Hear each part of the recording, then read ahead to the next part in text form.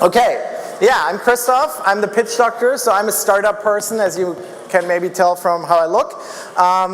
The pitch doctor, I help startups pitch better. I help corporate entrepreneurs to pitch better. But I also pitch myself occasionally, and today I want to do a pitch for you. That is for my product, Berlin. And we're in the startup home as a service business. Before I get into what my startup does, I want to give you a little bit of a company history though. Because our startup was actually founded in 1237. So we've been around a long time. We were going strong for a while, in the 17 and 1800s. But then we got the wrong CEO in 1933. And because of that, we almost went bankrupt in 1945. Thankfully, we got investors in that bailed us out. They got rid of the old CEO, and they gave us a new lease on life. But now, what happens to startups a lot is when you have investors, they start fighting. And this happened to us as well. So for a while there, we actually had to do two products, one for capitalists and one for communists, because our investors couldn't agree on anything. Thankfully, in 1989, this ended. We got new investors yet again, and we started working towards the vision that we have today. So what is the problem that our startup, Berlin, is solving? Well, out there are a ton of people that are the next Elon Musk, the next great entrepreneurs, the next great startup founders that will do amazing things to change the planet. Right now, they're all eating ramen noodle because it's the cheapest food you can have. All they have is an amazing startup idea. For example, the Airbnb for ponies. That could be an amazing startup idea, right? So this is all they have right now. It's a real one, ridemypony.com. Check it out. I might be the founder of it. A lot of these people in the beginning when they do their startups, they're digital nomads. So they work from anywhere. They have a laptop and they sit anywhere and they work on their startup. But at some point, to do a proper startup, you need an amazing team. Like these very good-looking people. And when you have a team, you need a place to be. You need an office. You need everybody in one place. Why is that? Because you need a place to put your foosball table. That's the moment a startup becomes real, is when you put down the foosball table in a specific place. And to do that, you need a city to offer you a home. And there's a lot of cities that offer this service to startups, okay? A lot of cities around the globe. And some do a pretty good job. But we think none of them totally nail it yet, and we do totally nail it. So here's the thing. Most startups, when they're thinking about where they want to go, they're thinking Silicon Valley, San Francisco. They're thinking New York City. They might be thinking Los Angeles, which is an upcoming startup ecosystem. And of course, this has a lot of advantages, because being in the United States, you're part of the greatest startup ecosystem in the world, where all of these successful companies are, and all of these investors that have a lot of money. The question is, does somebody who's doing a startup, maybe in Asia, maybe in South America, maybe in Africa, does that person really want to go to the US right now? And the answer is no, they don't, okay? Nobody wants to go there. They're all scared of it. Plus, if you go to San Francisco to do a startup, and we're talking real estate here, this is what is considered a great bargain bedroom in San Francisco. It's a box in somebody else's living room, and they pay a lot of money to live in there. It was removed because it's illegal to do it, but it's a real thing. Somebody lived, this guy, Peter Berkowitz, built this box and lived in somebody else's room, and because that's how bad real estate in San Francisco is. So if the US is out, because of different reasons, where do you go? You go to the second biggest market in the world, you go to the EU. I said the EU. Okay, that's better. So,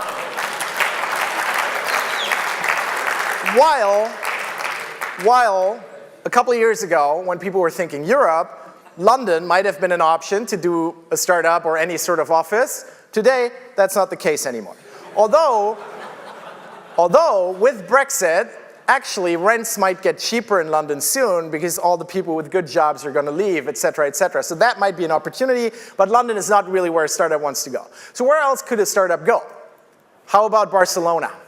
Barcelona is a great city, right? Who doesn't love Barcelona? It's one of this guy. We're getting on a plane right now. Not together. It's a great city, okay? But there's a problem with Barcelona, and the problem is distractions. There's so much great stuff going on in Barcelona, you're not going to focus on your startup. You're going to go to the beach. It's just too damn sunny to sit and work on your startup. You're going to enjoy the city. Plus, I hear that Barcelona really has trouble staying on schedule with some of their buildings there. So what else is there in Europe? Paris. Great city, right? Paris is beautiful. But that's the problem. I'm talking about distractions. Paris is just too damn pretty to really do work on your startup.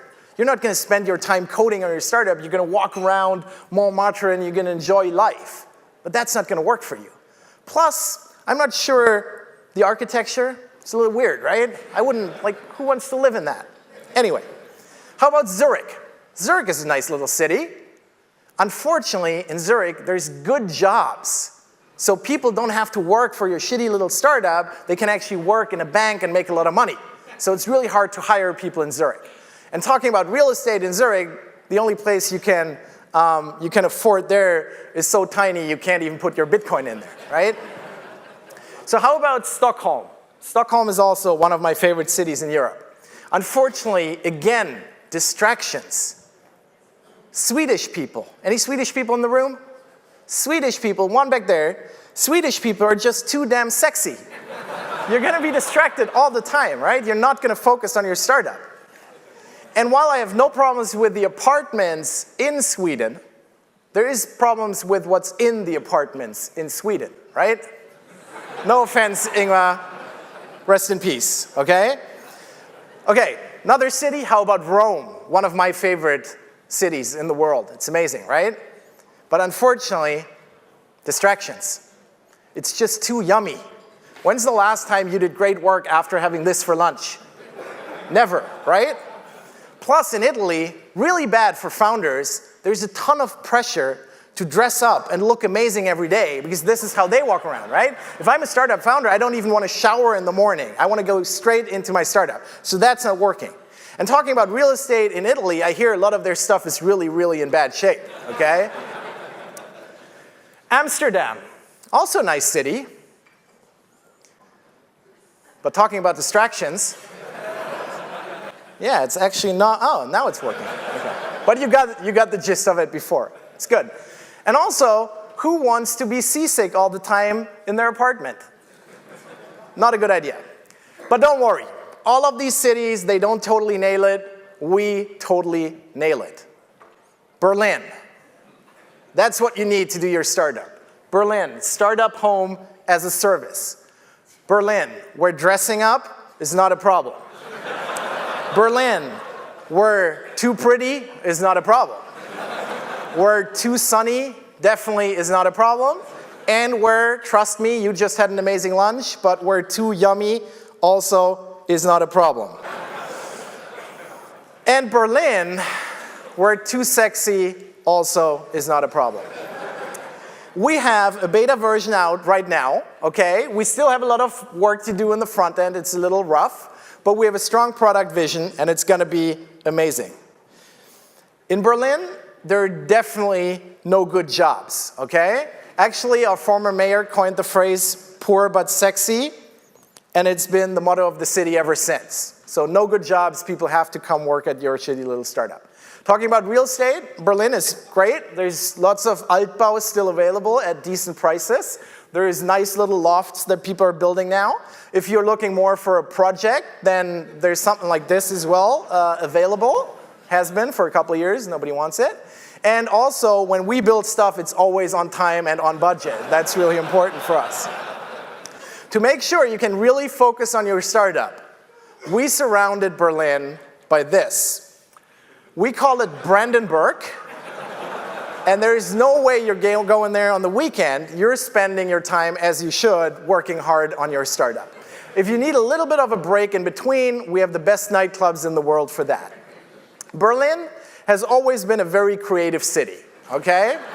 We just come up with solutions to problems, obviously. If this guy, and it's true, this guy did his best work in Berlin, and if he was able to do that, then that's something that startup founders today can also do.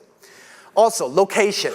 Location is really important. If you look at a map of Europe, you see that dead in the center is Berlin. So that's perfect to get anywhere where you need to go, okay? And we have our own airline that has great connections to go everywhere. So that's perfect, right? And this is only going to get better once we open our new airport in 2007. No? 2007, not working? 2020, we're going to open it. Maybe. Philip, where are you? Philip is in the room, the guy who's in charge of taking the old airport and turning it into an innovation hub. He's been in charge of that for a couple of years. If you see him, Philip, where are you? He left. We could have all given him a hug because he's been waiting for a long time for this stupid airport. Anyway, I want to be honest with you, okay? I want to be totally honest with you. Our product is not perfect. Our product has a couple of bugs, okay, that we're still working on. For example, for international people, it's really important that most of our product works in the English language. But some parts of Berlin still work in German. And this, being an actual German word, well, good luck, okay? Also, in Berlin, there are Germans. And Germans, as you know, tend to be a little grumpy. So you'll have to get used to that. And we know that in Berlin, we definitely have too many hipsters. But we're working on that. And in fact, we have our best people working on that all the time to fix those bugs, okay? Now, I hear you saying, but isn't Berlin part of a bigger product package called Germany? Yes, technically, you're correct. But Berlin is not really Germany. If you use our product, you don't have to use any of the weird features that the rest of Germany will offer you, like this. You don't have to do that. None of this is going on in Berlin. We don't do this either. Never. And we would never be caught dead doing this. Okay? It's not going to happen. So Berlin is not Germany. To summarize, this is a little graph I did to show you how we fit with the competition. Okay? Down here, you have all the other cities. And up there, you have Berlin, okay? And that's what you're getting. Is it working? Do we have any traction? Traction is always so important for startups. Yes. We already have 3,000 tech startups in Berlin. Now you're saying, are they any good? And I tell you, they're fucking great. Here is some of the startups in Berlin, and you might recognize the logos. They're very successful, very, very high valuations. A lot of stuff is going on in Berlin. It's working. Why is it working? What's the most important thing in any startup? It's always the team. And the team behind this startup is amazing, okay? We will make this a giant success. And what's behind the team is our advisory board, and they're going to help us along the way. So, the question for any young startup founder out there in the world today, the next Elon Musks of the world, is just, do they want to be this person? Or do they want to be this person? It's their choice. Thank you.